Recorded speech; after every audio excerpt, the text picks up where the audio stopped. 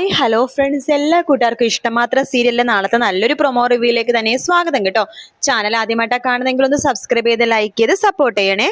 അങ്ങനെ ആകാശാണെന്നുണ്ടെങ്കിൽ എല്ലാത്തിനും കാരണക്കാരൻ ആദിയാണെന്ന് പറയാട്ടോ പോലീസുകാർക്ക്. ആദി തന്നെയാണ് എല്ലാത്തിനും കാരണക്കാരനെന്ന് പറയാണ്. അത് മനസ്സിലാക്കിയ പോലീസ് ആണെങ്കിൽ മഹേഷിന്റെ ആ ഒരു ഫ്ലാറ്റ് സെർച്ച് ചെയ്യാണ്.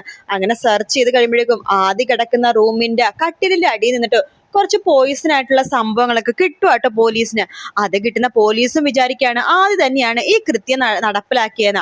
ശേഷം പോലീസുകാരും അപ്പൊ മഹേഷ് സ്വന്തം മകനെ പ്രൊട്ടക്ട് ചെയ്യുമായിരുന്നു. കൊള്ളാം എന്ന് പറഞ്ഞിട്ട് പോലീസുകാര് മഹേഷിന്റെ അടുത്തേക്ക് കാണാൻ വേണ്ടി അതാണ് ഹോസ്പിറ്റലിലേക്ക് വരികയാണ്. അതേസമയം മഞ്ജിമക്കാണെങ്കിൽ വല്ലാത്ത കുറ്റബോധം കേട്ടോ. വേറൊന്നുമല്ല, താൻ ചെയ്ത തെറ്റ് തനിക്ക് തുറന്നു പറയാൻ പോലും പറ്റുന്നില്ല. താൻ ഇത്രയും നാൾ മറ്റുള്ളവരെ ശപിക്കുകയും കുറ്റപ്പെടുത്തുകയും ഉപദ്രവിക്കുകയും ഒക്കെ ചെയ്ത്, എന്നിട്ട് തനിക്ക് കിട്ടിയതോ തന്റെ മാനവും എല്ലാം നഷ്ടപ്പെട്ടു.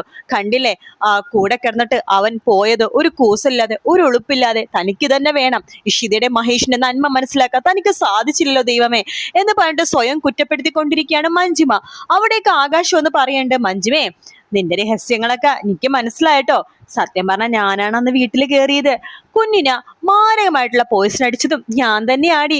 അന്ന് ഞാൻ വീട്ടിൽ വന്ന സമയത്തെ കണ്ടിരുന്നു നീയും നിന്റെ മറ്റവനും കൂടി കട്ടിലടിയിൽ കിടന്ന് ഇരിക്കുന്നത്. എന്താണ് അത് സത്യമല്ലേ? ഞാൻ അതിന്റെ ചെറിയ വീഡിയോ ക്ലിപ്പ് എടുത്തിട്ടുണ്ടായിരുന്നു.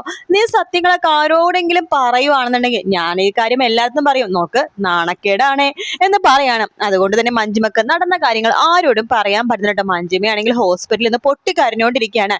രാമനാഥൻ അവിടേക്ക് വരുന്നുണ്ട്. എനിക്ക് എരണം കെട്ടുള്ള കാണുമ്പോ ദേഷ്യം വരുവാണ്. എടി ഇറങ്ങി പോടി ഇവിടുന്ന്, നിനക്ക് നാണൂലടി ഇവിടെ നിൽക്കാനായിട്ട്, ഇറങ്ങി പോടി മഞ്ജിമേ ഇവിടുന്ന് എന്ന് പറയണം. മഞ്ജിമ പറയണ്ട, അച്ഛാ കുഞ്ഞിന്റെ അവസ്ഥ ഒന്ന് ഓക്കെ ആയിട്ട് ഞാൻ വീട്ടിലേക്ക് പോയിക്കോളും. കുഞ്ഞ് നിനക്ക് അങ്ങനത്തെ വല്ല വിചാരം ഉണ്ടോടി? നിന്റെ സ്വന്തം അനിയന്റെ മോളല്ലേ? അതായത് നീയും നിന്റെ മോളെ പോലെ കാണേണ്ട കുഞ്ഞാ അത്. എങ്ങനെ തോന്നിയടി നിനക്കിത് ചെയ്യാന്, ഇങ്ങനെ കൂട്ടു നിൽക്കാനായിട്ട് എന്ന് പറയുമ്പോഴേക്കും ഞാനൊന്നും ചെയ്തില്ല അച്ഛാ. പോലീസ് എന്തായാലും ശരിക്കുള്ള കുറ്റവാളികളെ കണ്ടുപിടിക്കുമല്ലോ. എനിക്ക് ഉറപ്പുണ്ട് മഞ്ജിമേ ഇതിന് പിന്നിൽ നീ തന്നെയാണെന്ന്. പോലീസുകാർ ആരുടെ പേര് പറഞ്ഞാലും അതിന് പുറകിൽ നീയും ഉണ്ടാകും എന്ന് രാമനാഥൻ പറയണം. ആ സമയത്ത് നമ്മുടെ ആദ്യമാണെങ്കിൽ മഹേഷിന്റെ അടുത്തുനിന്ന് പൊട്ടിക്കരയാട്ടോ. ഡാഡി കുഞ്ഞാവക്കൊന്നും സംഭവിക്കില്ലായിരിക്കും അല്ലെ? മോനെ നമുക്ക് നന്നായിട്ട് പ്രാർത്ഥിക്കാം, കുഞ്ഞാവക്ക് ഒന്നും സംഭവിക്കില്ലായിരിക്കോടാ. അപ്പോ ആദ്യം പറയണ്ടേ, ഞാൻ പറഞ്ഞതല്ലേ ഡാഡി നമുക്ക് ട്രിപ്പ് ഒന്നും പോകണ്ടെന്ന്. എനിക്ക് മനസ്സിൽ അങ്ങനെ തോന്നിയതാണ് പോകുന്നത് ശരിയല്ലെന്ന്. മോൻ പറഞ്ഞ ശരിയാണ്. നിന്റെ മൈൻഡ് ഒന്ന് ഓക്കെ ആക്കാൻ വേണ്ടിയിട്ടാടാ ഡാഡിയും ഇഷിതാമയും ഇങ്ങനെയൊക്കെ ചെയ്തത്. പക്ഷെ ഇത് വലിയൊരു ദുരന്തത്തിൽ ചെന്ന് അവസാനിക്കുമെന്ന് ഞങ്ങളും വിചാരിച്ചില്ലല്ലോ. കുഞ്ഞാവക്ക് ഒന്നും സംഭവിക്കാതിരുന്നാ മതി ഡാഡി. കുഞ്ഞാവക്ക് എന്തെങ്കിലും സംഭവിച്ചാൽ എനിക്കത് സഹിക്കാൻ പറ്റില്ല. ഇഷിതാമ ഇങ്ങനെ സഹിക്കും? എനിക്കിപ്പൊ തന്നെ ഇതൊന്നും സഹിക്കാൻ പറ്റുന്നില്ല. കുഞ്ഞാവനെ ആലോചിക്കാൻ പോലും വയ്യ. അവൾ ഈ അനങ്ങാതെ തൊട്ടിലേക്ക് കിടക്കുന്ന രംഗം എനിക്കത് ചിന്തിക്കാൻ പോലും പറ്റുന്നില്ല. മോനെ നീ ഇങ്ങനെ വിഷമിക്കല്ലേ, ഒന്നും സംഭവിക്കില്ലടാ എന്ന് പറഞ്ഞിട്ട് ആദ്യനെ കെട്ടിപ്പിടിച്ച് പൊട്ടിക്കരയാണ് മഹേഷും ആദ്യം കൂടി ചേർന്ന്. ആ സമയത്താണ് അവിടേക്ക് പോലീസുകാരൊക്കെ വരുന്നത് കേട്ടോ. മിസ്റ്റർ മഹേഷ് എന്ന് പറഞ്ഞ് മഹേഷിനെ വിളിക്കാണ്. എന്താ സർ? അതെ, കുറ്റവാളിനെ ഞങ്ങൾ കണ്ടുപിടിച്ചു. സാർ എന്താ പറഞ്ഞത്? അതേന്നേ, കുറ്റവാളിനെ കണ്ടുപിടിച്ചു. നിങ്ങളുടെ വീട്ടിൽ തന്നെയുള്ള ഒരാളാണ് എന്ന് പറയാണ്. അത് കേൾക്കുമ്പോൾ മഞ്ജിമക്ക് ആകെ ഷോക്ക് ആവാട്ടോ. തന്റെ പേരാണോ പറയാൻ പോണെന്ന് വെച്ചിട്ട് മഞ്ജിമ ആകെ ഷോക്കായിട്ട് ഇങ്ങനെ നിൽക്കാണ്. മഹേഷിനോട് ആ എസ് എ പറയുന്നുണ്ട്, നിങ്ങളുടെ മകൻ തന്നെയാണ് കുറ്റകൃത്യം ചെയ്തിരിക്കുന്നത്. ഞോ സാർ എന്തൊക്കെയാ പറയണത്? എന്റെ മകനോ? ഞോ അങ്ങനെയൊന്നും ഉണ്ടാവില്ല. നിങ്ങൾ വെറുതെ നുണ പറയരുത്. ഇത് തെറ്റായിട്ട് സാറിന് ആരോ തന്ന ഇൻഫർമേഷൻ ആണ്. എടോ, എനിക്ക് ആരും തന്ന ഇൻഫർമേഷൻ അല്ല. ഞാൻ തന്റെ വീട്ടിൽ പോയിട്ട് മനസ്സിലാക്കിയ കാര്യമാണ് ഞാൻ പറഞ്ഞത്. തന്റെ മോൻ കിടക്കുന്ന കട്ടിലിന്റെ അടിയിൽ നിന്ന് ഞങ്ങൾക്ക് കിട്ടി. അതായത് ഇവിടെ കുഞ്ഞിനെ ഉപയോഗിച്ചിരിക്കുന്നത് എന്ത് പോയിസൺ ആണോ സെയിം പോയിസൺ തന്നെയാണ് അവിടെ കട്ടിലിന്റെ അടിയിൽ നിന്ന് കിട്ടിയത്. അതിൽ നിന്ന് എന്താ മനസ്സിലാക്കേണ്ടത്? സർ ഞാൻ പറഞ്ഞത് സാറൊന്ന് കേക്ക്. ആ സമയത്ത് ഞാനും ആദ്യം ഇഷിതയും ചിപ്പയും കൂടി ചേർന്ന് പുറത്തു പോയിരിക്കുകയായിരുന്നു. അതെ ആയിരുന്നു. പക്ഷെ നിങ്ങൾ പുറത്തു പോണ തൊട്ടു മുമ്പ് അവനകത്തേക്ക് കയറി കാര്യം വെച്ചിട്ടാ നിങ്ങളുടെ കൂടെ വന്നത്. മനസ്സിലായോ? ഇല്ല സാർ, ഇത് വെറുതെ നുണയാട്ടോ. ഇത് കെട്ടിച്ചമച്ച കേസാ സാർ. ആ ആകാശ് പലതും പറയും. അത് പറഞ്ഞിട്ട് നിങ്ങൾ വെറുതെ എന്റെ മോനെ തെറ്റിദ്ധരിക്കല്ലേ സാർ? ദേ മഹേഷ്, ഇപ്പൊ തെളിവുകളും കാര്യങ്ങളും വെച്ച് നോക്കുമ്പോൾ നിങ്ങളുടെ മോൻ തെറ്റ് ചെയ്തിരിക്കുകയാണ്. അതുകൊണ്ട് ഞങ്ങൾക്ക് അവൻ അറസ്റ്റ് ചെയ്യണം. ഇല്ല, ഞാൻ സമ്മതിക്കില്ല. എന്റെ മോനെ അറസ്റ്റ് ചെയ്യാൻ വേണ്ടി ഞാൻ സമ്മതിക്കില്ല. അതിന് നിങ്ങളുടെ സമ്മതം വേണ്ട. ഇത് ഓൾറെഡി കേസാക്കേണ്ട സംഭവം തന്നെയാണ്. നിങ്ങൾ കേസാക്കാൻ താല്പര്യമില്ലെന്ന് പറഞ്ഞാലും ഇത് കേസാക്കിയിരിക്കും. ആദി വേറെ പ്രശ്നം ഉണ്ടാക്കാതെ ഞങ്ങളുടെ കൂടെ വരാൻ നോക്ക്. സർ ഞാനൊന്നും ചെയ്തില്ല.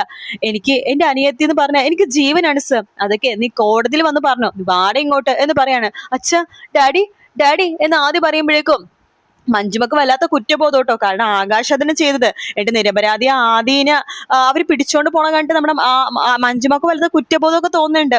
മഞ്ജുമ മനസ്സിൽ വിചാരിക്കണം, ഈശ്വര ആകാശാണല്ലോ എല്ലാം ചെയ്തത്. എന്നിട്ട് പാവം ആദി, അവനെയാണല്ലോ പോലീസ് പിടിക്കുന്നത്. അവരന്നേ പറഞ്ഞാണ് അജിത്ത് ആള് ശരിയല്ലെന്ന്. ഞാനത് കേട്ടില്ല. അവനെ എന്റെ ശത്രുവാക്കാൻ വേണ്ട ഞാൻ നോക്കിയത്. ഈശ്വര, ഞാനിപ്പോ ഇത് എങ്ങനെയാ എല്ലായിടത്തും തുറന്നു പറയാ എന്നൊക്കെ ആലോചിച്ചുകൊണ്ടിരിക്കാൻ മഞ്ജുമ. പോലീസുകാര് ആദിനെ പിടിച്ചു വലിച്ചോണ്ട് പോവാട്ടോ. അവിടേക്ക് ഇഷിത ഓടി വരുവാണ്. എന്താ സർ, എന്തിനാ ആദിനെ കൂട്ടിക്കൊണ്ട് പോണത്? ഇഷിത, അതെ, ഡോക്ടർ ഇഷിതയുടെ കുഞ്ഞാ ഭയപ്പെടുത്താൻ നോക്കിയത്. ദേ, മഹേഷിന്റെ ആദ്യ ഭാര്യയുള്ള മകൻ ആദിയാണ്. ഇല്ല, നിങ്ങക്ക് തെറ്റിയതാണ്. ആദ്യം ഒരിക്കലും അങ്ങനെ ചെയ്യില്ല. ആദിയെ എന്റെ മോനാ, എന്റെ മൂത്ത മോൻ. ഡോക്ടർ ഇഷിത, ഞങ്ങൾ പറഞ്ഞ കേൾക്കൂ. ഇതൊക്കെ പറയാൻ എളുപ്പമാണ്, പക്ഷേ ആദി തന്നെയാണ് അത് ചെയ്തത്. ഞങ്ങളുടെ കയ്യിൽ അതിനുള്ള തെളിവുണ്ട് എന്ന് പറയുമ്പോ നമ്മുടെ ആദി പറയണ്ട്, ഇഷിതാമേ അവര് എന്ത് വേണേലും പറഞ്ഞോട്ടെ, ഞാൻ തെറ്റ് ചെയ്യുന്ന രീതിയിലാണ് ഇപ്പൊ കാര്യങ്ങൾ പറയണത്. ഞാൻ ഒരിക്കലും എന്റെ അനിയത്തിന് ഒന്നും ചെയ്യില്ല ഇഷിതാമേ. ഇഷിതാമ അത് വിശ്വസിക്കും. മോനെ, എനിക്കറിയാം നീ തെറ്റ് ചെയ്യില്ലെന്ന് എനിക്ക് നന്നായിട്ട് അറിയാം. മോനെ, നീ വിഷമിക്കേണ്ട. എനിക്കൊരു വിഷമമില്ല. എനിക്കാകെ ഒരു പ്രാർത്ഥന മാത്രമേ ഉള്ളൂ, എന്റെ കുഞ്ഞാവക്കൊന്നും സംഭവിക്കാതെ. എനിക്ക് ആ ഒരു പ്രാർത്ഥന മാത്രമേ ഉള്ളൂ ഇഷിതാമേ. ഇല്ല മോനെ, കുഞ്ഞാവക്ക് ഒന്നും സംഭവിക്കില്ല. ഞങ്ങളെല്ലാം കൂടെ തന്നെയില്ലേ. ഞാൻ പെട്ടെന്ന് തന്നെ തിരിച്ചു വരും ഇഷിതാമേ. ആ സമയത്ത് കുഞ്ഞാവക്ക് ഒന്നും സംഭവിച്ചില്ലെന്ന് പറഞ്ഞിട്ടുള്ള വാർത്ത വേണം എനിക്ക് കേൾക്കാനായിട്ട്, കേട്ടോ എന്ന് പറയുമ്പോ, മോനെ കുഞ്ഞാവക്ക് ഒന്നും സംഭവിക്കില്ല. ശരിയായി ഇഷിതാമേ, ഞാൻ പോകുവാണ് എന്ന് പറഞ്ഞിട്ട് പോലീസുകാരുടെ കൂടെ ആദ്യം പോകുവാട്ടോ. അത് അവര് കൊണ്ടുപോയി കഴിയുമ്പോഴേക്കും ഇഷിത മഹേഷിന്റെ നെഞ്ചിൽ വീണ് പൊട്ടിക്കരയാണ്. മഞ്ജുമയാണെങ്കിൽ ആകെ പൊട്ടിക്കരഞ്ഞോണ്ടിരിക്കുകയാണ്. ഈശ്വര, എങ്ങനെയാ ഇപ്പൊ സത്യങ്ങളൊക്കെ പറയാ? പാവാദി, അവനെ പോലീസ് പിടിച്ചോണ്ട് പോയി. ഇത് എങ്ങനെയെങ്കിലൊക്കെ ഇവരോട് പറയണമല്ലോ, എന്താ ഇപ്പൊ ചെയ്യാ എന്നൊക്കെ ആലോചിക്കുകയാണ് മഞ്ജുമ. അവസാനം മഞ്ജുമ തന്നെ മനസ്സിൽ വിചാരിക്കുകയാണ്, അതെ, ഇനിയിപ്പോ സത്യങ്ങൾ മൂടി വെക്കാൻ പറ്റില്ല. എന്ത് തെറ്റ് എത്ര വലിയ ശിക്ഷ കിട്ടിയാലും എനിക്ക് കുഴപ്പമില്ല. സത്യങ്ങളൊക്കെ ഇവരോട് പറഞ്ഞേ പറ്റൂ. അങ്ങനെ ആകാശ് രക്ഷപ്പെടേണ്ട, അജിത്തും രക്ഷപ്പെടേണ്ട, ഞാനും രക്ഷപ്പെടേണ്ട. തെറ്റ് ചെയ്തവരെല്ലാം ശിക്ഷിക്കപ്പെടട്ടെ. ആദ്യം അവനൊരു തെറ്റും ചെയ്തിട്ടില്ല, അവൻ രക്ഷപ്പെടണം. അതിനുവേണ്ടി താൻ ഈ സത്യങ്ങളൊക്കെ ഇവരോട് പറഞ്ഞേ പറ്റൂ എന്ന് മഞ്ജുമ മനസ്സിൽ വിചാരിക്കുകയാണ്. വേഗം തന്നെ മഞ്ജുമ ഇഷിതടുത്ത് മഹേഷിനോട് പറയണ്ടേ, എനിക്ക് നിങ്ങൾക്ക് രണ്ടുപേർക്കും ഒരു കാര്യം പറയാനുണ്ട്. എന്താ പറയാനുള്ളത് എന്ന് ചോദിക്കുകയാണ്.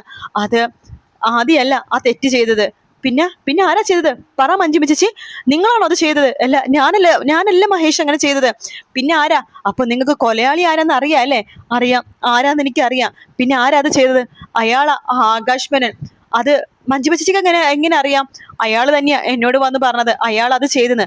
ഓഹോ, അപ്പൊ മഞ്ജുമ ചേച്ചിയാണ് ആകാശിനെ വാതിൽ തുറന്നു കൊടുത്തേലേ? അയ്യോ, ഒരിക്കലും ഇല്ല, ഞാൻ വാതിൽ അടച്ചില്ലായിരുന്നു. അയാൾ കയറി വരികയാണ് ചെയ്തത്. എന്റെ അടുത്ത് ഒരുപാട് തെറ്റുണ്ട് മഹേഷ്, ഞാൻ എല്ലാം തുറന്നു പറയാം എന്ന് പറഞ്ഞിട്ട് മഞ്ജുമ നടന്ന സംഭവങ്ങളൊക്കെ തുറന്നു പറയണം. തനിക്കൊരു പ്രണയം തോന്നിയെന്നും അജിത്ത് എന്നാണുള്ള പേരെന്നും അയാൾ ആരുള്ള സമയത്ത് വീട്ടിലേക്ക് വിളിച്ചു വരുത്തിയതും ആ സമയത്ത് ആകാശ് എന്നപ്പോ ഒരു കട്ടിലടിയിൽ കയറി ഒളിച്ചതും ആകാശ് കുഞ്ഞിന്റെ മുഖത്തേക്ക് സ്പ്രേ അടിച്ച് പോയി കഴിഞ്ഞപ്പോഴാണ് കുഞ്ഞിന് അനക്കില്ലാതെ മനസ്സിലായതും ഉള്ള കാര്യങ്ങളൊക്കെ പറയണം. അപ്പോഴത് ആകാശാണെന്ന് ഇവർക്ക് അറിയില്ലായിരുന്നു. ഇവിടെ ഹോസ്പിറ്റലിൽ ആകാശ് വന്നപ്പോഴാണ് മഞ്ജുമ അടുത്ത് ഈ കാര്യം പറഞ്ഞത്. മഞ്ജുമ പറയണ്ടേ, എനിക്ക് എന്ത് ശിക്ഷ വേണമെങ്കിൽ നിങ്ങൾ തന്നോ, അതൊന്നും ഒട്ടും കുറവാവില്ല. അപ്പോഴേക്കും ഇഷിത വേഗം തന്നെ മഞ്ജുമേനെ കയ്യിൽ പിടിച്ച് വലിച്ചിട്ട് നേരെ പോലീസ് സ്റ്റേഷനിലേക്ക് കൊണ്ടുപോകണം സത്യം തെളിയിക്കാനായിട്ട് കേട്ടോ. അപ്പൊ ആ ഒരു ഭാഗമാണ് നമ്മൾ നാളെ കാണാൻ വേണ്ടി പോകുന്നത് കേട്ടോ. വീഡിയോ ഇഷ്ടപ്പെട്ടാൽ ലൈക്ക് ചെയ്യുക, സബ്സ്ക്രൈബ് ചെയ്യുക, കമന്റ് ചെയ്യുക. മറ്റൊരു വീഡിയോ കാണാൻ ടേക്ക് കെയർ, ബൈ ബൈ.